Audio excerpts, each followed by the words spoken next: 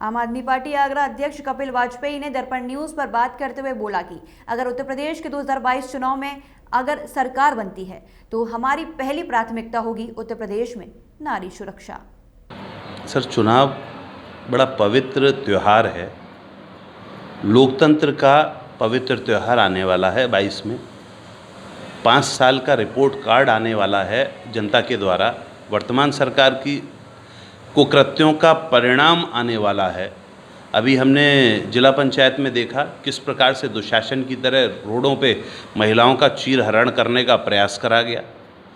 ये सरकार आतताई हो चुकी है, आपाक हो चुकी है। और आम आदमी पार्टी की बात बची। आम आदमी पार्टी लोगों के बीच में जाकर दिल्ली की तरीके से, दिल्ली के में जैसे लोगों को विश्वास हुआ और हमने एक परिवर्तन करके दिखाया, चाहे बिजली, पानी, सड़क, शिक्षा, स्वास्थ्य, रोजगार। और अब यूपी में एक खास बात, महिला सुरक्षा को भी हम प्रमुखता देंगे। यहाँ गारंटी के संग काम करने का प्रयास करेंगे और इन चीज़ों को आमूलचूल सुधार, परिवर्तन करने के लिए हम लोग आम आदमी पार्टी के सभी साथी यूपी में गली गली घूमकर, मोहल्ला मोहल्ला घूम के, एक तो अभी हमारा अभियान चल रहा है सदस्यता का अभियान। हम सदस्यता के अभियान को बड़ी तेज़ी से चला रहे हैं। सदस्यता का एक बड़ा अभियान हमारा गली गली आज कल भी चल रहा है, रेगुलर चल रहा है। और उसी के बहाने से हम लोगों के बीच में अपना विचार पहुंचा पा रहे हैं कि हम आने वाले दिनों में धर्म जाति की राजनीति की बजाय हम कर्म की राजनीति, काम की राजनीति पर विश्वास करेंगे और कर्म करके ही दिखाएंगे। जैसे अभी अरविंद केजरीवाल जी ने, हमारे माननीय राष्ट्रीय अध्यक्ष जी ने जब बात कही तो उन्होंने 2-3 बातें स्पष्ट करी कि हमें केवल काम की राजनीति करनी है, हमें झगड़े की राजनीति नहीं करनी है, हमें धर्म और जाति की राजनीति नहीं करनी है, हमें विकास की राजनीति करनी है, हमें आगे बढ़ने की राजनीति करनी है। तो हम सब लोग मिलके इसी प्रकार का काम करेंगे। सर, जैसे कि मैं आपसे पूछना चाहता हूँ कि माननीय योगी आदित्यनाथ जी ने, मुख्यमंत्री यूपी उत्तर प्रदेश के, उन्होंने जनसंख्या कानून लेकर आ रहे हैं, इस पर आपका क्या कहना है? अच्छी बात है। जनसंख्या कानून, जनसंख्या पे नियंत्रण रहना चाहिए। ये जनसंख्या विस्फोटक स्थिति में थी, लेकिन उसको सही तरीके से उसका इम्प्लीमेंटेशन होना चाहिए।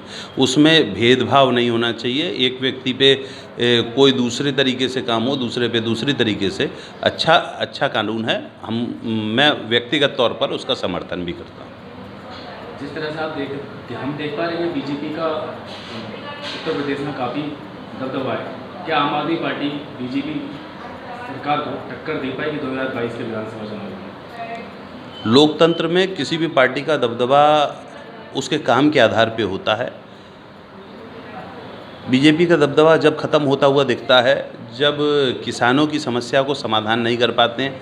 बीजेपी का दबदबा तब ख़त्म होता हुआ दिखता है जब महिलाओं के लिए, खास करके ये आशा कार्यकर्तियों के संग में भेदभाव होता है, उनकी तनख्वाहों का धरना प्रदर्शन होता है और उसके लिए जब वो अपनी आवाज़ उठाती हैं तो उनकी मार लगाई जाती है।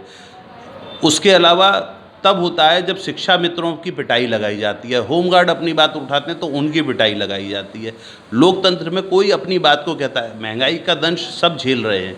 100 रुपये के आसपास पहुंचा दिया उन्होंने पेट्रोल, डीजल और सरसों का तेल और रिफाइंड बावा मोल मिल रहा है। और अगर ये कहें कि कुशासन और शासन वाली बात, तो महंगाई इन्हीं के राज्य में डायन की जगह विकास का ये लोग नाम देकर बैठे हुए हैं, जो गलत है और सर्वथा गलत है। यहाँ तक हद इन्होंने कर दी है। एक सिलेंडर भाई 350-400 रुपये का सिलेंडर हो गया तो अब तो सिर पर रख के घूमते थे। आज क्या कर रहे हैं?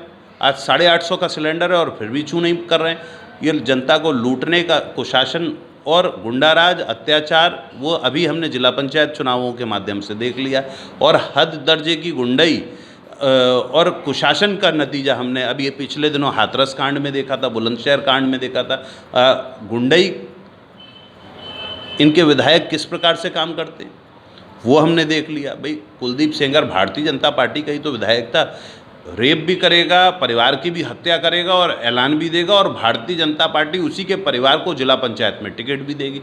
ये बहुत शर्मिंदगी की बात है। जनता इसका समय आने पर बाबा साहब अम्बेडकर जी के जो संविधान उन्होंने निर्मित किया है उसी के अनुरूप जवाब भी देना जानती है। वोट से जवाब देगी। और निश्चित रूप से डॉक्टर भीमराव अंबेडकर जी से किसी ने पूछा कि कभी लोग लालच में आ जाएंगे, आपने सबको एक समान अधिकार दे दिया है। तो डॉक्टर साहब ने एक बहुत अच्छी और सुंदर लाइन कही एक बार, दो बार, तीन बार, चार बार ऐसे करते करते 10 बार लालच में आ सकते हैं, लेकिन 11वीं बार अपने बच्चों का, अपने देश का, अपने समाज का भविष्य देखते हुए निश्चित रूप से बदलाव लाएगा और सच्चा वोट डालेगा। और जिस दिन सच्चा वोट डालेगा उस दिन लोकतंत्र जीवित होगा। इस बार सच्चा वोट डलने वाला है। उत्तर प्रदेश के लोग इनके अत्याचारों से दुखी हो चुके हैं और बदलाव के लिए प्रयास कर रहे हैं। और निश्चित रूप से मुझे यकीन है, इस बात का भरोसा है कि उत्तर प्रदेश की जनता इस प्रकार के अत्याचार, आतताइयों की सरकार को उखाड़ के फेंकने में सामर्थ्यवान जनता है और वो बदलेगी।